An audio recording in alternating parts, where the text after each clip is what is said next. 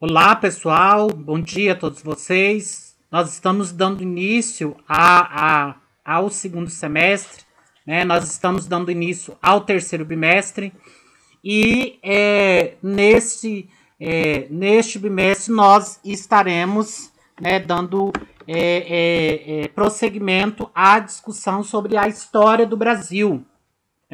Nós começamos já a trabalhar sobre a história do Brasil lá no segundo bimestre e no terceiro bimestre, então, nós vamos dar continuidade, né, falando sobre esse período, né, de construção, né, da República do Brasil, né, esse período que nós chamamos então de Brasil democrático, né, no qual, né, nós temos como característica, né, desse momento de governo sobre o populismo. Eu espero que todos vocês estejam bem, todos vocês então sejam bem-vindos, né, a mais um bimestre, todos vocês, né, sejam bem-vindos, né, a mais um momento, né, juntos aqui de forma virtual.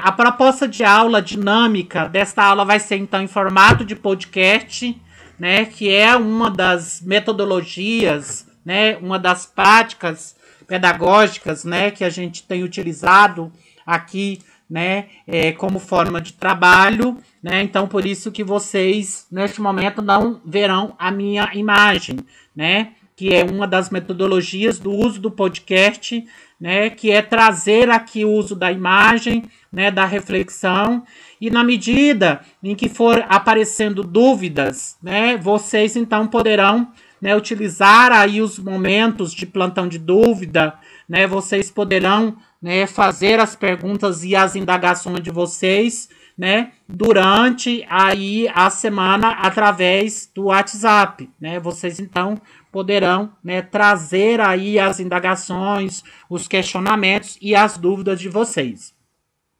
Então, dando continuidade à discussão, né, sobre esse assunto, né, nós vamos então falar, né, como eu disse para vocês, sobre o período democrático, né, sobre o populismo no Brasil, né, o que venha, né, a ser esse período da história democrática, né, desse período, né, aqui de momento, né, aqui da construção republicana no Brasil.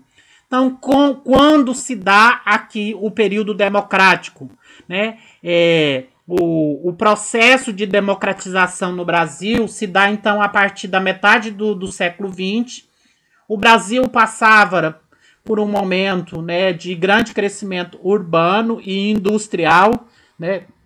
Então, naquele momento, o Brasil estava passando por uma grande transformação, né, tanto no cenário, né, no cenário urbano quanto no cenário industrial, porque nós estávamos tendo aqui neste momento, né, uma grande leva de pessoas saindo do campo e indo para a cidade, né? Então nós estávamos vivendo neste momento, na metade do século XX, né, um grande êxodo rural, né?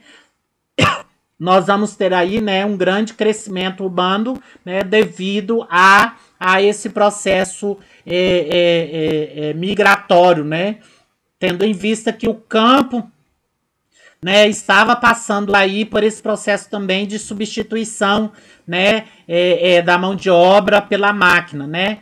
O país, né, neste momento havia participado da Segunda Guerra Mundial, né, como combatente, né. O Brasil foi um dos combatentes aqui do regime nazi-fascista, né.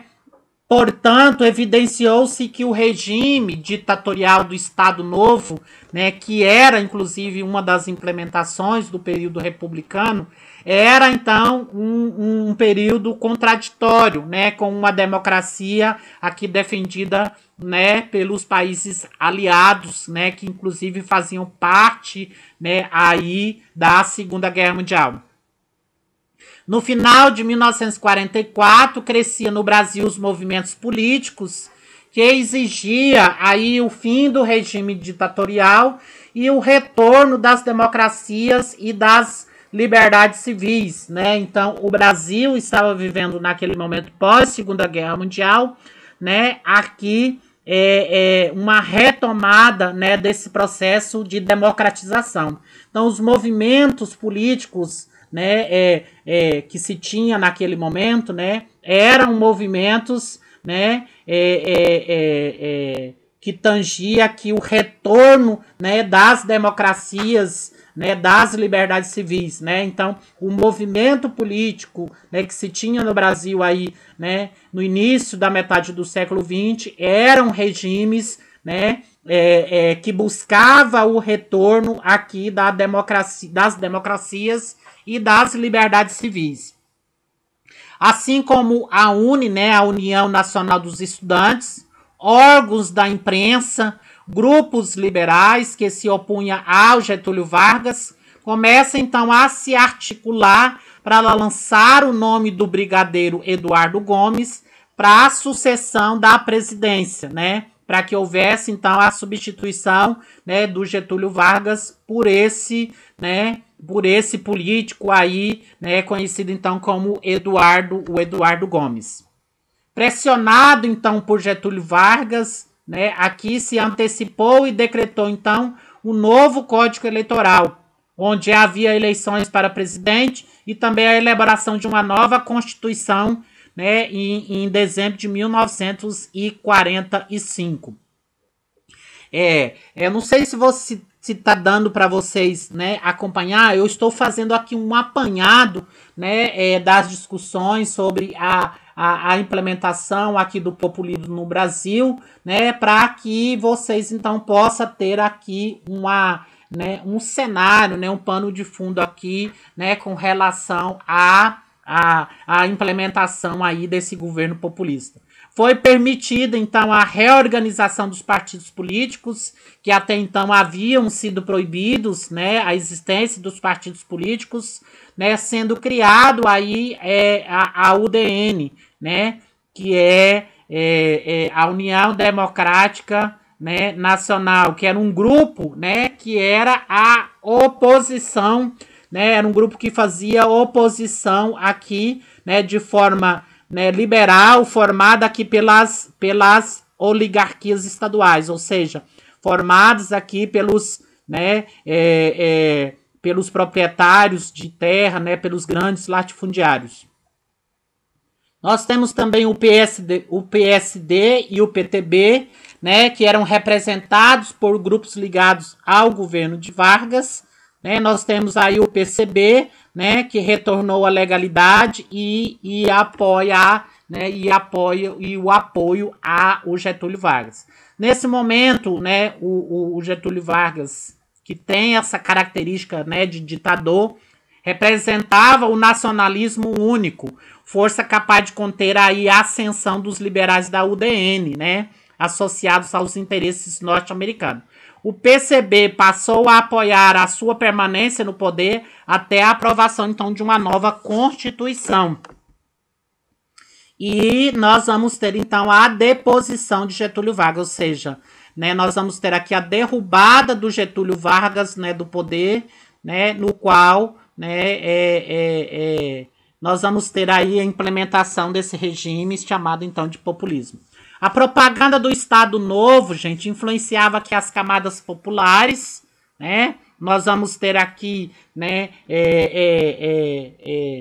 uma defesa do Estado Novo aqui baseado, né, nessa ideia da propaganda, né, que inclusive, né, a propaganda ela influenciava aqui as camadas populares e estimulava um movimento, né, chamado de queremismo, né? Ou seja, né, eles querem a permanência do Getúlio Vargas no poder. Movimento favorável à permanência de Getúlio Vargas no poder, né? Que inclusive, né, esse movimento chamado de querenismo, né, foi influenciado pelos meios de propaganda, né? Pelas mídias que se tinha naquele momento, né? Aqui chamado então de queremismo, né? Queremos a permanência do Getúlio Vargas no poder. Inclusive, a palavra de ordem naquele momento era queremos Getúlio Vargas, né? Então, a palavra, né, que se tinha naquele momento era queremos Getúlio Vargas. Esse apoio gerava, então, a apreensão entre políticos liberais, a elite, fora a pressão do governo norte-americano pela redemocratização, né, e suas críticas ao populismo Vargas, né? O nacionalismo econômico de Vargas desagradava, né, os interesses norte-americanos e os dos liberais brasileiros. Após o governo, então, decretar contra a formação de trusts e cartéis, punindo as empresas até com a desapropriação. Né? Então, esse regime nacionalista econômico de Vargas, né, ela desagradava, gente, os interesses principalmente dos norte-americanos, né, tendo em vista, né, que os americanos, né, tinham um olhar político, né, de interesse muito grande com relação, né, ao Brasil, né, e os interesses liberais brasileiros. Após o governo então decretar lei contra a formação de trusts e cartéis, né, que eram formas, né, político-econômico, né, inclusive punindo empresas, né, americanas, né, até com desapropriação. E isso vai mexer muito, gente, com, né, o sistema político-econômico, né, americano. Vargas, então, perdeu o apoio da alta cúpula militar no Brasil, que articulou, então, um golpe de Estado para derrubar e retirar Getúlio Vargas, né, do poder. Né, uma vez que os militares, né, assim como os liberais brasileiros, assim como grande parte dos grupos políticos que se tinha naquele momento, e das empresas, né, os empresários, né, a oligarquia que se tinha naquele momento, né, ela estava aqui, né, se sentindo bastante prejudicada, né, pelo o governo do Getúlio Vargas.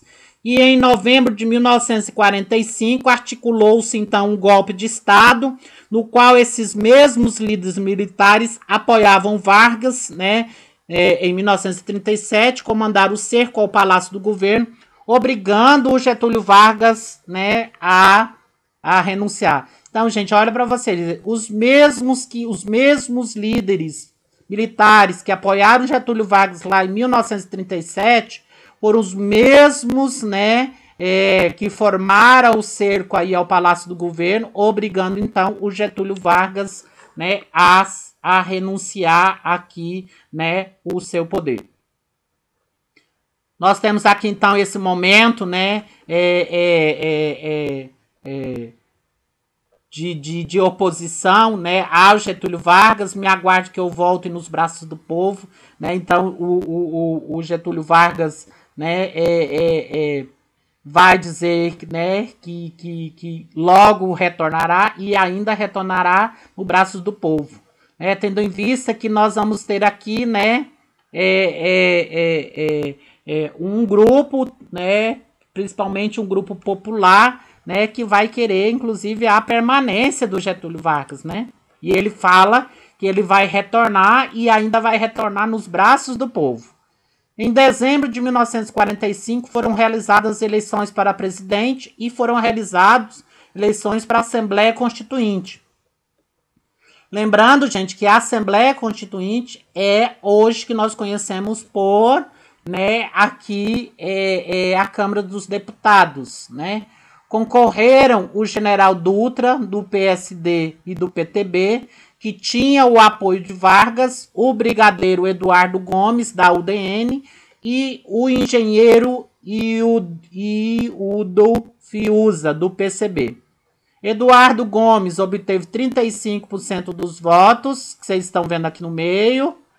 O Fiuza obteve 10%, que é esse que vocês estão vendo aqui à direita. E o Dutra, né, venceu, que é esse, né, aqui o general, venceu com 55% dos votos. E o general, então, Dutra, né, assume aí a presidência. Com isso, então, em 1946, feita, então, uma nova Constituição, né, brasileira, que foi, inclusive, promulgada, né, que foi sancionada em 16 de setembro de 1946, tendo como um dos principais pontos, né, aqui o que eu vou, né, citar para vocês, né, que ficou estabelecido na Constituição de 1946. Forma de governo, né? Então, a forma de governo que ficou estabelecida na Constituição de 1946 foi a República Federativa, né? Então, o Brasil, né, de forma democrática, né, continuaria sendo uma república federativa. Houvesse, então, eleições gerais e diretas para todos os cargos. O mandato presidencial seria de 5 anos. A interdependência entre os poderes, né? Executivo, legislativo e judiciário. Que houvesse liberdade de expressão, liberdade de pensamento e de locomoção. As prisões seriam efetuadas somente em flagrante delito ou por ordem escrita. O voto direto e secreto para ambos os sexos, somente para os alfabetizados, e a proibição de greve e a manutenção da política trabalhista, né, aqui inclusive criada pelo governo do Getúlio Vargas. De 1946 a 1951, né, o Brasil, então, é governado pelo Eurico Gaspar Dutra, né? Como eu disse para vocês, que foi o que ganhou as eleições aí com 55% dos votos diretos da população. Então, durante esse período populista, né, aqui do Brasil, né, nós vamos ter, então, o governo Dutra, né, que vai de 1946 a 1951. Vou falar um pouquinho, então, agora sobre essa política, né, aqui implementada pelo governo Dutra.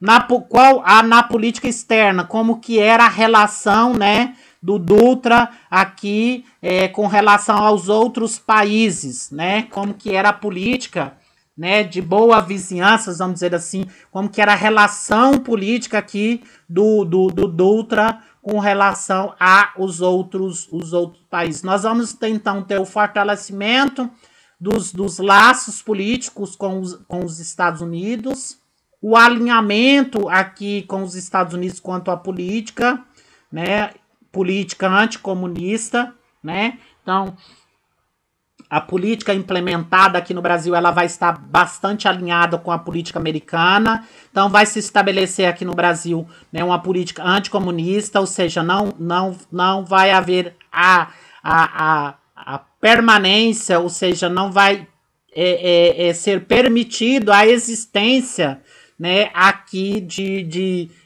um partido comunista. O apoio aos Estados Unidos na Guerra Fria, né, que estava acontecendo naquele momento, e o rompimento dos laços diplomáticos com a União Soviética, né? Então, por isso que a gente vai dizer que o Brasil, naquele momento, ele vai ter uma política de alinhamento com os Estados Unidos, né? Então, aqui nós vamos ter uma política extremamente parecida com a implementada nos Estados Unidos.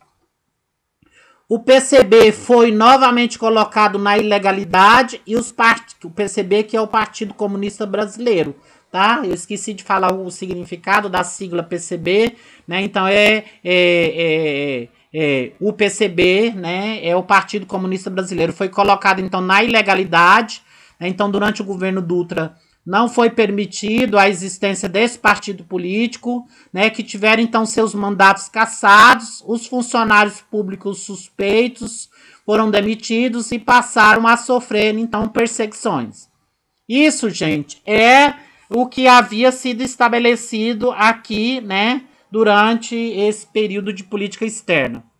Política econômica da primeira fase, né? Então agora nós vamos falar, né, do processo de implementação da política econômica, né, aqui, né, nos primeiros anos do governo Dutra, de 1946 a 1947.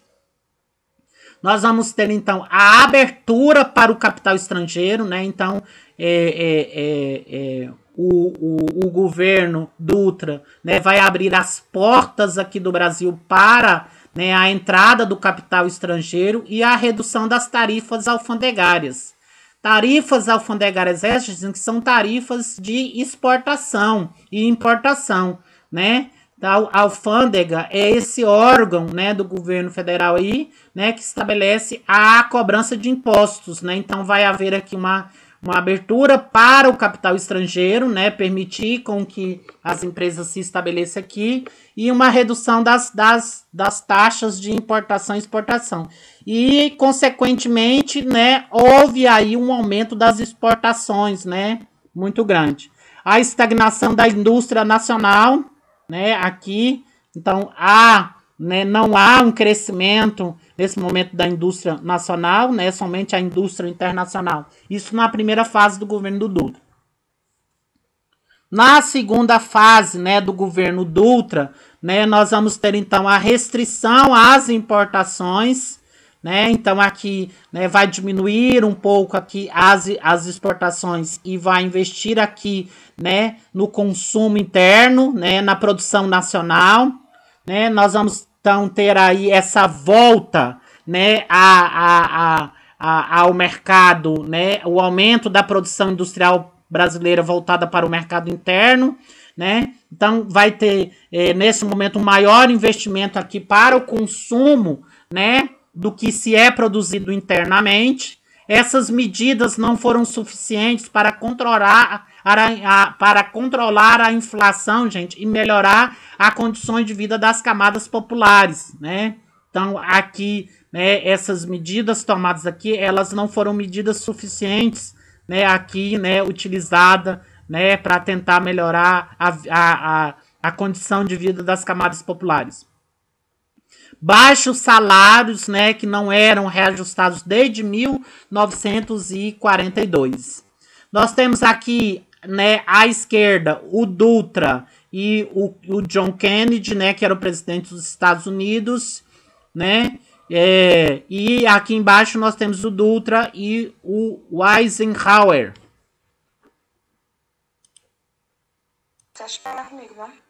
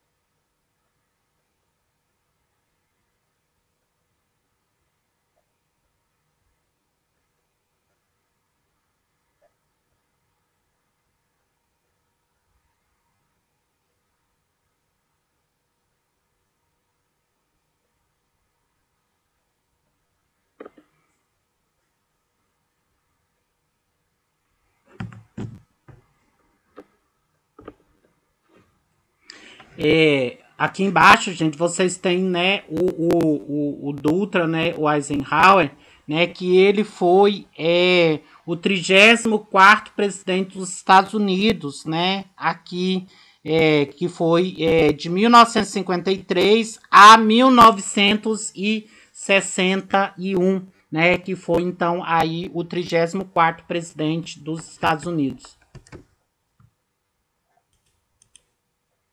O retorno de Vargas, depois de 1951 a 1954, nós temos novamente, né, aqui o retorno do Getúlio Vargas, né, à presidência do Brasil. Vargas, então, retorna ao poder com uma votação maciça, eleito numa que enfatizava os interesses nacionais, eleito aqui, né, num processo, né, de escolha aqui que enfatizava os interesses nacionais, que uniu então o PTB, né, que é o Partido dos Trabalhadores Brasileiros, e, né, o PSD, né, que é o Partido Social Democrático. Com Getúlio Vargas, volta a política nacional. Com Getúlio Vargas, volta-se então aqui a política de nacionalismo, né, e intervenção estatal, né, e são impulsionadas aqui a produção siderúrgica, né, e petroquímica. Nós temos então aqui a criação, né, do Banco Nacional de Desenvolvimento, né, o BNDE, em 1951, com o objetivo de dar apoios aos projetos do governo. Nós temos também a criação da Petrobras, em 1953, que estabelecia o monopólio estatal da exploração e o refino de petróleo no Brasil. Nós temos então aqui também, né, nesse momento de retorno de Getúlio Vargas à presidência do Brasil, né, ele dobrou o valor do salário mínimo e procurou controlar os sindicatos. Por isso que essa fase ficou conhecida então como populismo, né, porque ele volta aqui, né, aclamado pela classe popular, né, por isso que ele faz essa política, né, de pão e circo, né, então agradar, né, aqui a população, né, para que tenha, de uma certa forma, o apoio da população. Essa postura nacionalista não agradou os liberais, né, os políticos liberais brasileiros naquele momento. E nem, gente, aos interesses dos capitalistas norte-americanos. A oposição, então, né, entre Estados Unidos e Brasil se torna, então, implacável e exige, então, a renúncia de Vargas. Em agosto de 1954, o jornalista opositor Carlos Lacerda, né, que fazia parte da UDN, sofre um atentado na rua Toneleiros e as investigações apontavam, né, aqui para o chefe, né, da segurança de Vargas, Gregório Fortunato. Esse episódio fez aumentar ainda mais as pressões pela renúncia e Vargas não admitia nova deposição. E no dia 24 de agosto de 1954, escreveu uma carta-testamento e suicidou-se, né, com um tiro no peito. E aqui nós temos, então, algumas imagens desse processo, né, aqui, né, tão aclamado, né, aqui do Getúlio Vargas. Depois, de 1954 a 1955, nós temos, então, o governo, né, do Café Filho, que também seria num desses momentos do governo populista. Eu vou trabalhar com vocês só até essa parte, né? E aí eu vou continuar com esse podcast, né? Aqui, né? Na verdade, não é bem um podcast, né? É um pod de imagem, né?